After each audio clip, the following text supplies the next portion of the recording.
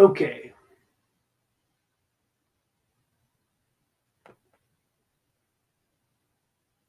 I'm chill. I'm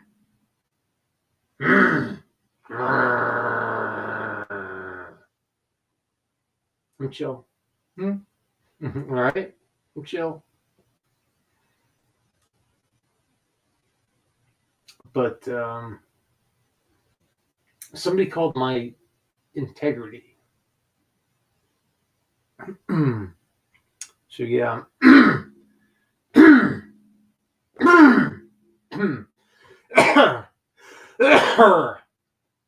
Pardon.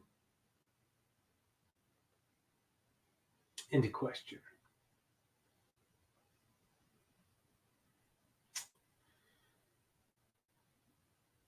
So I'm looking at a property for a good long time friend, lifelong friend, and co-worker, co-inhabitant of this place we call Earth. That I love this guy. It's like I love you, man, and I mean it every single time, every single day. I'd say I love you because he's awesome. He brings people around him who are awesome too. I mean, people don't just go around you and hook up with you to make money and stuff. If the money's not that great, the risk versus reward, shoot, no. Risk versus reward. If I was looking for rewards or awards, I wouldn't be doing what I'm doing. I feel it's like a service, I guess, a service to the community, my community, the people that are around me. Because what I do, if a tree falls, kills somebody, I have to go and you know I'm the first one there.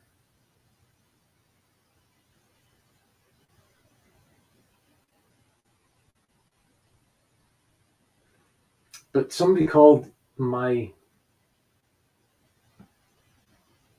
ability, the ability to identify a problem with the tree into question. And I've seen hundreds of these trees fall over. One of these trees that looks like the arm got pulled out of a socket. That was what one of the other arborists in, no one I ever met before, but we were talking about chestnuts. Uh, Even the people I work for have written blogs about the red oaks. And when they show these signs, the root system is compromised. And so I put in root wilt because that's what it is. The roots, they desiccate. And you can see the signs of it up in the tree. Even though the tree's in full bloom.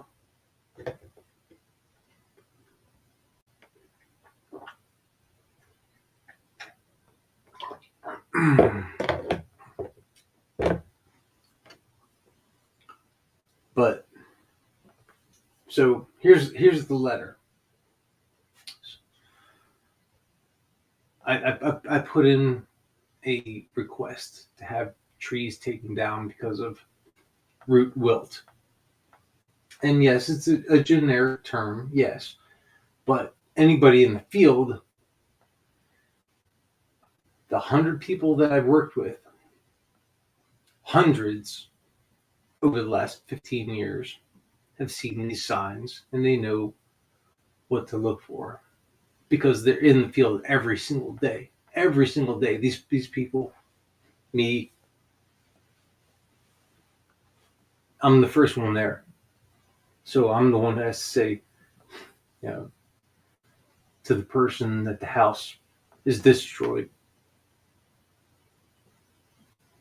we're going to get this taken care of. And people are like, I say, I'm a first responder. So,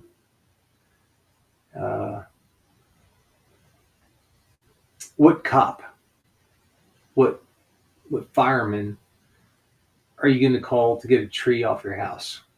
They don't know how to do that stuff. They don't. It's me and my team, and we've got the best team.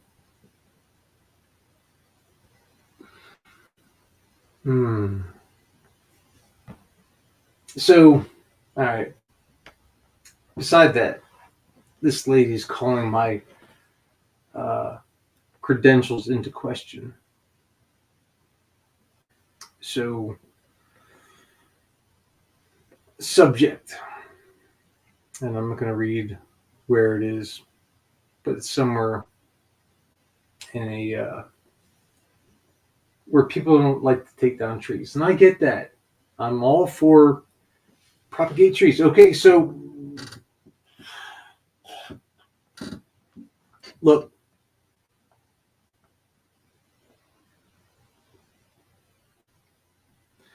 I am all about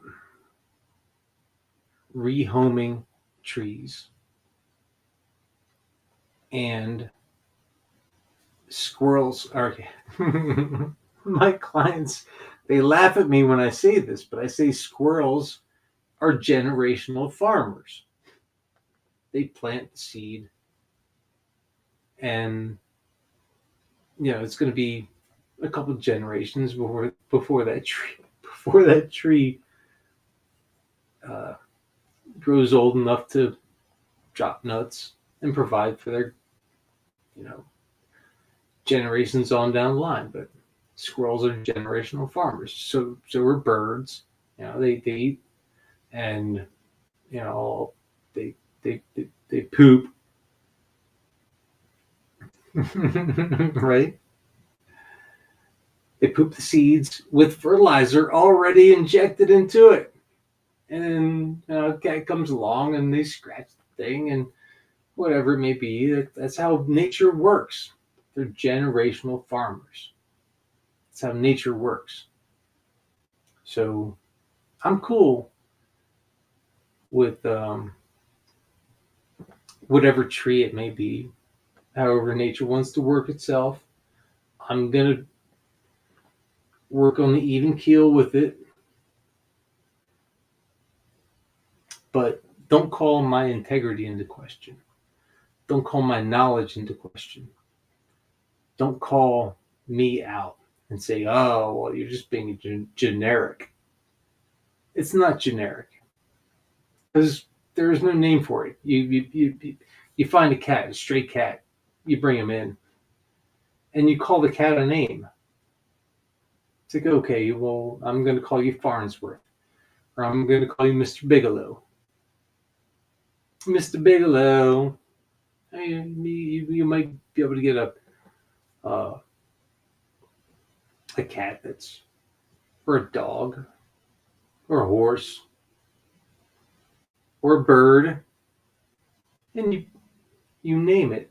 It's your name for that. It's not my name for that. You named that. So of course I'll use a which you call it, a generic.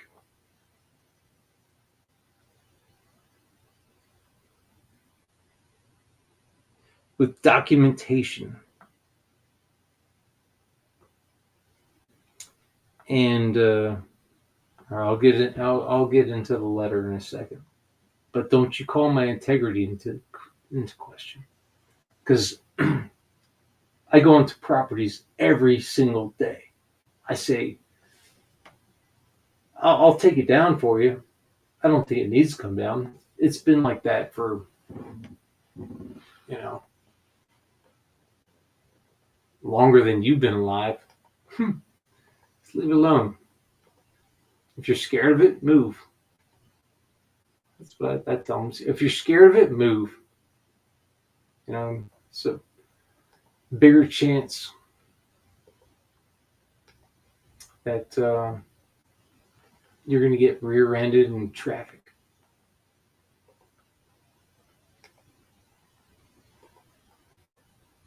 But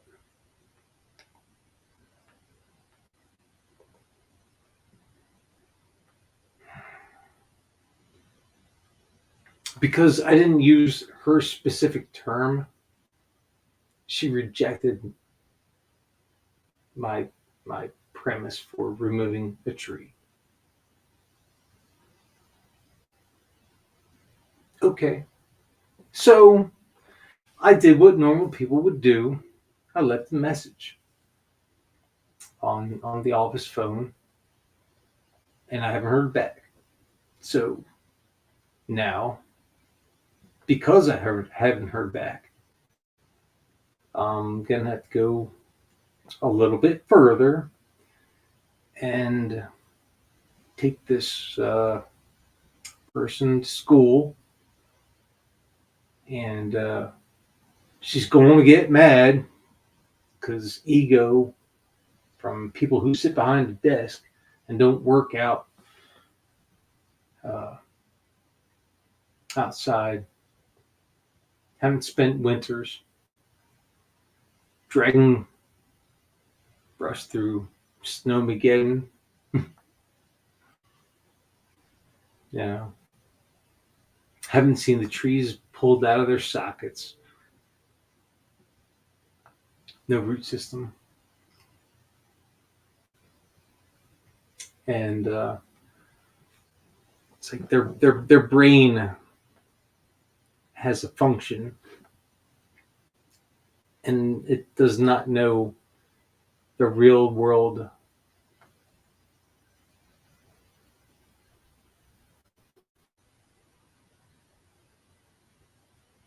And I asked God, I said, God, what should I do?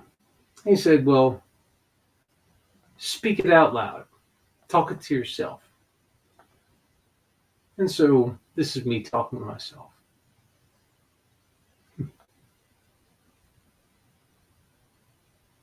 So I'll rewatch this. I might share it to maybe get someone else, someone. But there's only a few, and I'm going to share it with Frankie. And but all right, so I I wrote a synopsis saying that these trees need to come down because they're gonna when they fall down they're gonna harm the other trees around them. So let's take them down in a way that we can control it. And it was denied. And it's a big job. Yeah, I'm not looking for the money. It's not the thing because I'm not getting really. I mean, yes, I did get paid for a little consultation, some lunch, and uh, and gratitude, and a lifelong friend. I whatever he needs, I'm right there. Whatever you need, Frankie, I'm right there. But so I left a message for the office a week ago. So by now, uh, she should have heard it and has not responded. And all I did was I said, we have uh, over 100 guys and gals. We got some great gals that have seen these things. And we all know what the thing is. And the power company, over a few years ago, decided that they're going to take all the trees down of that sort of tree down that is anywhere within their line that may cause disruption. Just mass removal. And I left that as a message. And I haven't heard back. So I said, go look this up yourself. I know you're sitting behind a desk. I even said, hey, I'll drive you around for a week. Come see what I see.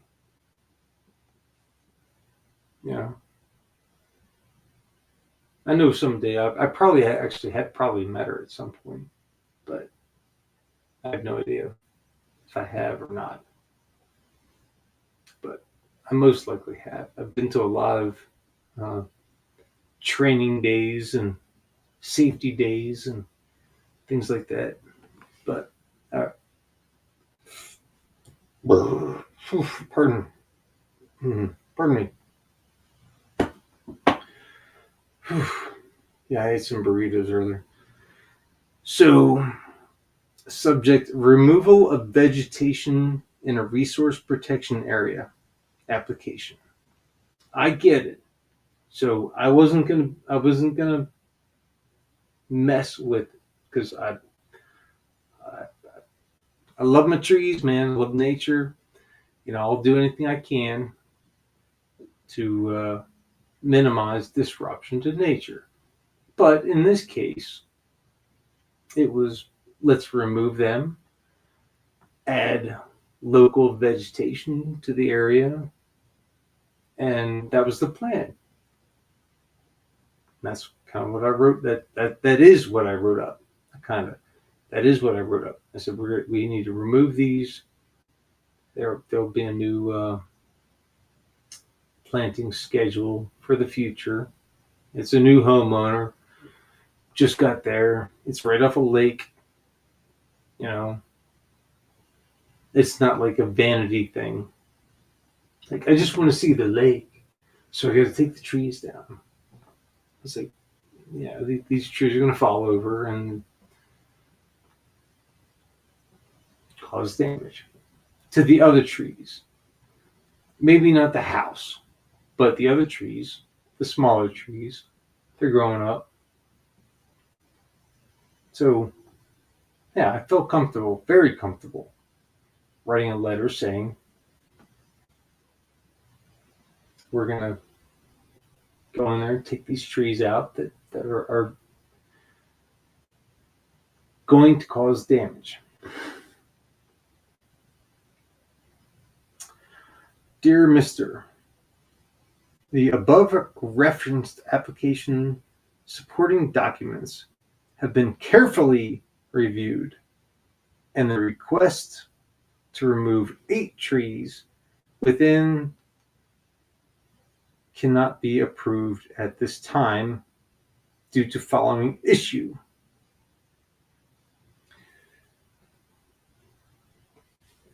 The justification for the removal of the oaks is still unclear. So, because it's unclear, that tells me you're not in the field. You don't know anything about the real world application. You're sitting behind a desk, you're looking at school books from a long time ago, not recent. Not judging, but that's what you're doing. You haven't talked to guys in the field, the people in the field, because we got great ladies now.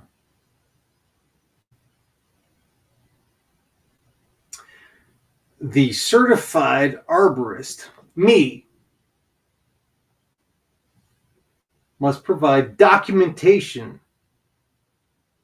identifying the signs and symptoms of root wilt. Of course, yes, it's a generic term, root wilt. But what would I say? Root wilt. I mean, it's. How am I going to put that to somebody sitting behind a desk that doesn't know how to even name a cat or their dog or a horse or a farm. You know, it's just what I see. The root has wilted. The foundation for the root is not there. And on other trees that I've seen topple over, it's all burnt at the bottom. You don't burn the bottom of a root with fire. There's something else going on. The root of the problem. Root wilt. So that the chestnut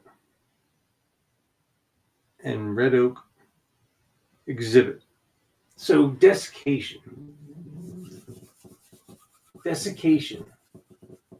So a limb is supposed to be very straight and have leaves coming off of it.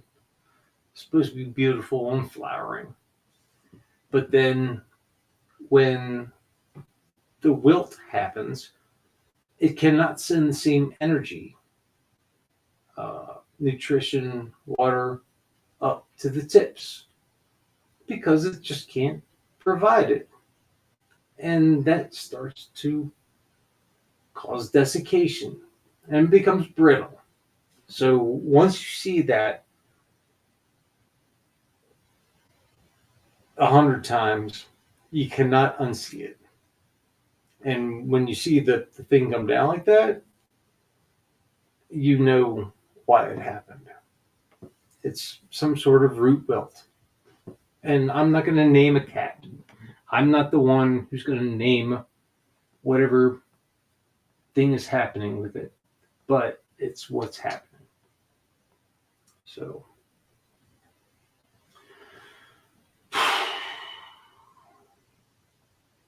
because my integrity got brought into question, yes, I'm making this a big issue.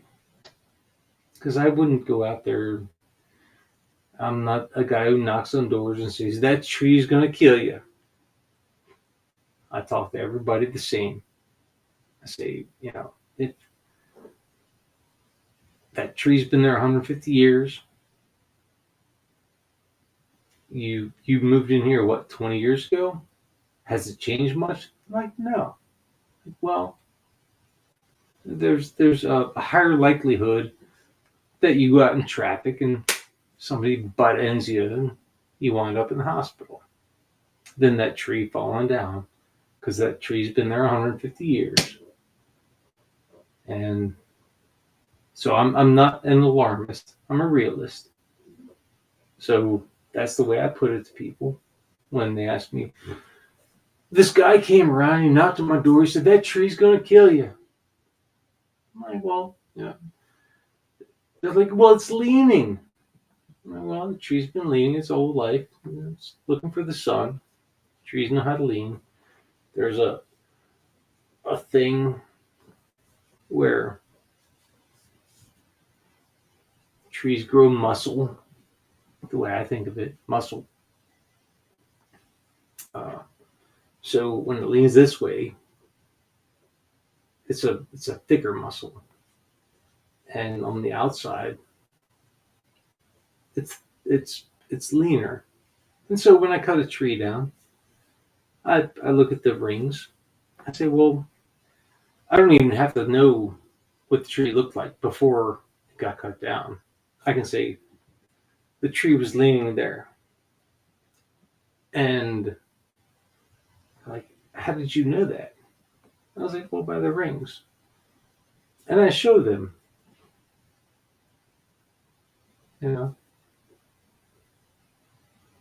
There's no name for it. I mean, maybe you have a name for it. I didn't name it. And I'm not going to name it. And I don't claim it. But I know it happens. And all my guys know it happens. It's not my guys. It's the guys I work with and the ladies. Recently, the ladies. And I don't mean to discount them because they are actually more efficient than some of the guys. But yeah. So if you call my integrity into question, you're going to be sure that you're going to hear from me more than just a clickety clack on the email.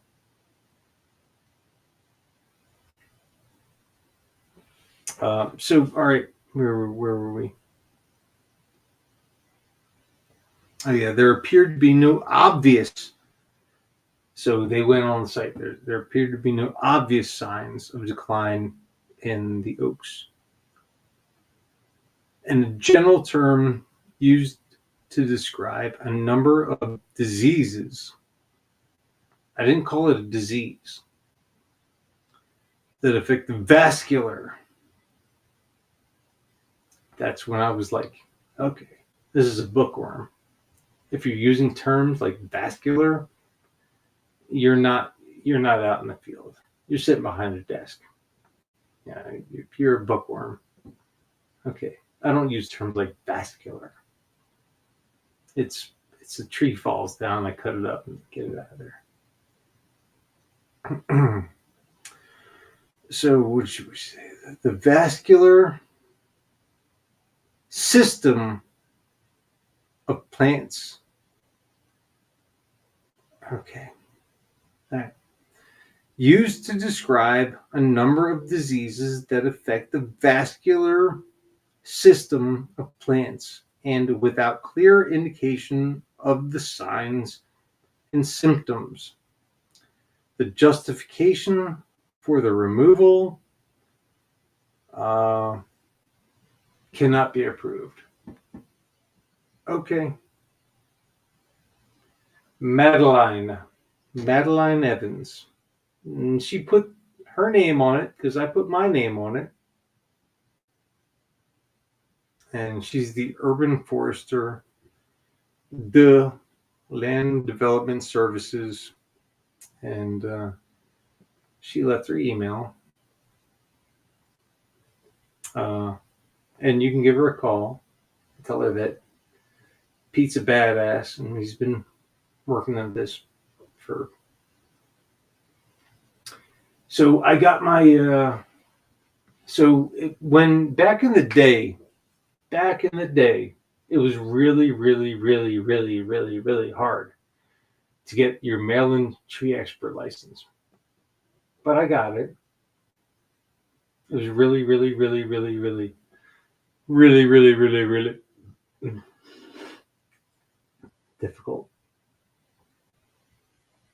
You had to jump through hoops, a lot of hoops, just to take the test. And the test was really, really, really, really, really hard. And I was like the only one that got out of there that passed it on the first try. I think there was like 15 people, something like that. And yeah. So getting my Maryland tree expert license back then. So what was that? 2008? It was hard. That's 30 years ago. And then I went to go get my my arborist certification. And that was so easy. Getting the arborist certification was like, okay, hit a button and, cut a limb there. Yes, okay, no, yes, okay, no. It was like, breeze.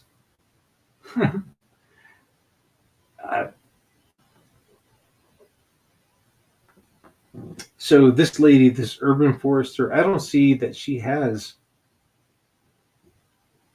her Maryland licensed tree expert MD. So mine's MD Maryland 1736. I don't see she has one. And 52588. is my ISA number and letter of certification. I've had it for a long time. A long time. Over the ISA, I think I've had for 14 years. The Maryland licensed tree expert, when it was hard to get, you actually had to work year round under a Maryland licensed tree expert for 5 years. It was not easy to get that. I was pretty proud of it.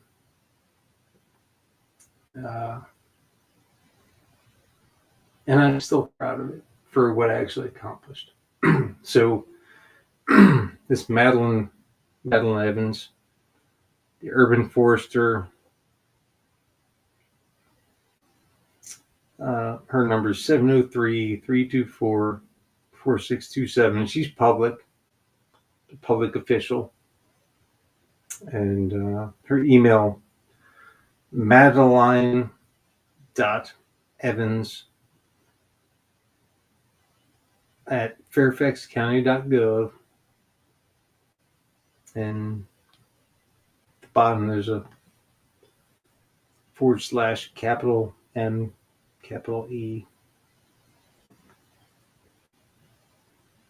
Madeline, I challenge you to work with me in the field for a day. If you can work with me for a day, and you still want to say my whatever and challenge my contention that these trees need to come down, okay.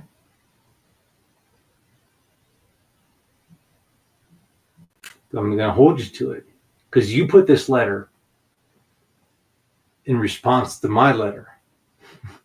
That's the only reason I'm doing this. Had you not put a response to my letter, I would never, ever, ever, ever call out a public official. Ever. Never, ever, ever, never, never, never, never, ever. But you did. And so, because I have a public license, a couple of them, and a long history, you decided to challenge me. So, game on. And do not, anybody who's watching, do not call Madeline like, oh, I know Pete. Unless you do know Pete. If you know me, you're not going to be a dick or Jane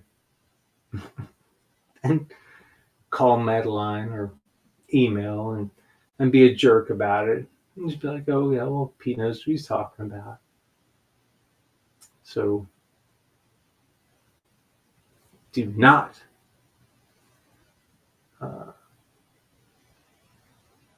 be a jerk if you decide to send a nice letter and say, Pete knows what he's talking about. Thank you very much. And, use the tagline, much love, something like that. But I do not want my integrity to be, what do you call it, besmirched. Because I know what I'm talking about. And I'm sorry if I cussed anytime during this. But really, and I don't know Madeline. I'm sure I'm going to contact her. I'll come in contact with Madeline, her. I'm not sure if it's a her. I'm not going to. Maybe Madeline's, whatever. Just get Madeline, because that's what it says here.